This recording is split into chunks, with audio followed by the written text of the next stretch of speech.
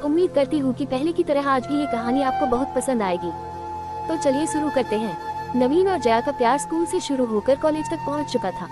दोनों एक दूसरे से बेहद प्यार करते थे और दोनों ने एक साथ ढेर सारे सपने देख रखे थे अपनी खुशहाल जिंदगी के। नवीन का ये आखिरी साल था कॉलेज में। शाम को मिलने की बात कहकर जया ने फोन काट दिया था। नवीन ने घड़ी देखी, अभी दिन के 3 बज रहे थे। वो जया से मिलने के लिए बेचैन हो रहा था। जया को अपनी बाहों में भर लेना और उसके बदन की वो मीठी सी खुशबू नवीन को बहुत अच्छी लगती थी। जया भी नवीन की बाहों में एक गुड़िया की तरह सिमटकर अपना सब कुछ भूल जाती थी। दोनों इसी तरह लिपटकर बिना कुछ कहे काफी देर तक एक दूसरे की बाहों में खोए रहते थे।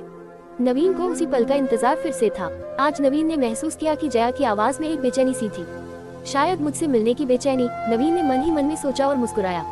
शाम होने को आई थी। अचानक नवीन के घर की घंटी बजी और इससे पहले कि नवीन दरवाजे तक पहुंचता, उसकी माँ ने दरवाजा खोला। जया ही थी। उसने नवीन की माँ को नमस्ते की और सीधे नवीन के कमरे की तरफ बढ़ गई। नवीन की माँ को उनके प्यार के बारे में पता था, इसलिए वो मुस्कुरा के रह गई। नवीन, मैं चाय बना रही हूँ, आके ले जाना थोड़ी देर में किचन से, नवीन की माँ ने वहीं से नवीन को कहा। अच्छा माँ, नवीन ने कमरे के भीतर से ही जवाब दिया। दरवाजा हल्का सा भेड़कर नवीन ने जया को अपनी बाहों में ले लिए। जया के बदन की इसी खुशबू के लिए तो वो इंतजार कर रहा था अब तक। जया ने गुलाबी रंग का सलवार कुर्ता पहना हुआ था। ये रंग उसके गोरे बदन पे खूब फबता था। नवीन की बाहों में सिमटी जया ने अचानक अपना सर नवीन की तरफ उठाया।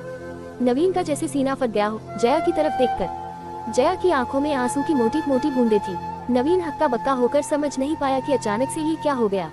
फिर उसने सबसे पहले जया के आंसू पोंछे, उसका फूलों जैसा कोमल चेहरा अपने दोनों हथेलियों के बीच लिए और पूछा, क्या हुआ है जान, तुम रो क्यों रही हो बाबू।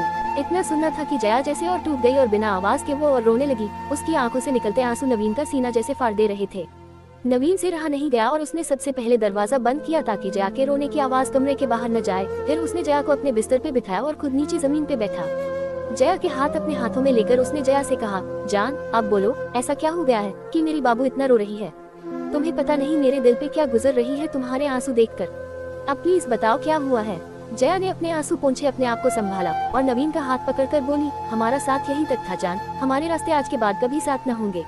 नवीन को जैसे कोई कट लगा हो। उसने जया के हाथ को कस के दबाया और चीखा, क्या पागलों जैसी बातें कर रही हो, होश में तो हो तुम बाबू। जया की आंखों से फिर से आंसू टपकने लगे। उसने नवीन को अपने पास बिस्तर पे बिठाया और उसका हाथ पकड़ बोली, जान तुम्हारी बाबू अब किसी और की पत्नी बनने जा रही है। पिताजी आज ही मेरा रिश्ता तय करके घर लौटे हैं और घर में सब बहुत खुश हैं। नवीन पागलों की तरह उसकी तरफ देखकर जया की बातें सुन रहा था। उसे समझ में नहीं आ रहा था कि वो कैसे और क्या बोले। फिर थोड़ी देर बाद जैसे उसे होश आया हो, उसने जया की आंखों में झांक कर कहा, तुम मजाक कर रही हो न जान। हालांकि नवीन की आवाज का कंपन खुद नवीन को बता रहा था कि वो जानता था कि सब खत्म हो चुका है और जया मजाक नहीं कर रही है। जया ने उसके सवाल का जवाब नहीं दिया। अपने चेहरे को अपने दुपट्टे से पोंछकर उसने नवीन से पूछा, क्या तुम्हें सच में ये मजाक लग रहा है बाबू। नवीन को अचानक से ऐसा लगा जैसे पूरा कमरा उसकी आंखों के सामने घूमने लगा हो और सामने बैठी जया भी उसे गोल शक्ल में घूमती हुई नजर आ रही थी। उसने अपना सर अपने हाथों से पकड़ लिया और एक शब्द न कहकर फर्श की तरफ देखने लगा। सब कुछ धुंधला सा दिख रहा था उसे, क्योंकि अब उसकी आंखों में आंसुओं की वो गंगा थी जो अभी अभी उसे उसकी बचपन की मोहब्बत जया ने तोहफे में दी थी। जया बिस्तर से उठी और दरवाजे की तरफ बढ़ी। नवीन अभी भी वैसे ही बैठा हुआ था। नवीन, जया ने जब उसे उसका नाम लेकर पुकारा तो उसने हैरान होकर जया की तरफ देखा। आज तक जो जया उसे बाबू, जान, जानू, शोना के अलावे उसे और कुछ नहीं कहती थी, आज शादी की बात तय होते ही उसे उसके नाम से बुला रही थी। अचानक जैसे नवीन को होश आया हो, उसके चेहरे पे आंसुओं को साफ देखा जा सकता था। उसके होठों पे एक दर्द भरी मुस्कुराहट थी। उसने जया की तरफ गौर से देखा और बोला, तुम यही कहने वाली हो न कि मैं तुम्हारी शादी में कोई बाधा न डालूं।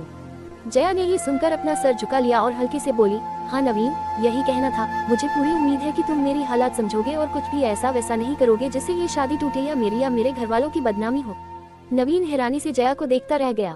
ये था उसके बचपन का प्यार, जिसे ये तक पता नहीं कि वो ऐसा कुछ करने की सोच भी नहीं सकता जिससे जया या उसके घर वालों का कोई नुकसान हो। क्या इतना ही जानती थी जया उसे। नवीन ने गला साफ किया कुछ कहने को, मगर फिर रुक गया। उसने जया की तरफ देखा, दीवानों की तरह मुस्कुराया। अपने दोनों हाथ जोड़ के जया को उसने प्रणाम किया और दरवाजा खोल दिया। जया जैसे ही कमरे से निकली, उसने देखा नवीन की माँ वही दरवाजे के पास ही थी। वो समझ गई कि नवीन की माँ ने सब कुछ सुन लिया है। अपना सर झुका जया वहाँ से चली गई। नवीन की माँ नवीन के कमरे में चाय रख दी। उन्होंने नवीन की तरफ देखा। नवीन जैसे शून्य की तरफ देख रहा था। उसकी माँ बेटे का दर्द देख न पाए और बिना कुछ कहे कमरे से निकल गई। नवीन की जैसे चेतना वापस आई हो, उसने चाय के कप को देखा। चाय से निकलती भाप उसे अपने जख्मी दिल के धुएं की तरह लगी। उसे जया का चेहरा याद आया। उसके आंसू अब उसे नकली से दिख रहे थे और जया के चेहरे पे शादी तय हो जाने की खुशी अब वो याद कर पा रहा था। नवीन का सिर्फ दिल ही नहीं भरोसा भी टूटा था। उसने बाहर देखा, अंधेरा बढ़ने लगा था, बाहर भी और उसकी जिंदगी में भी। नवीन की आंखों में आंसुओं का नया समंदर फिर से दस्तक दे रहा था।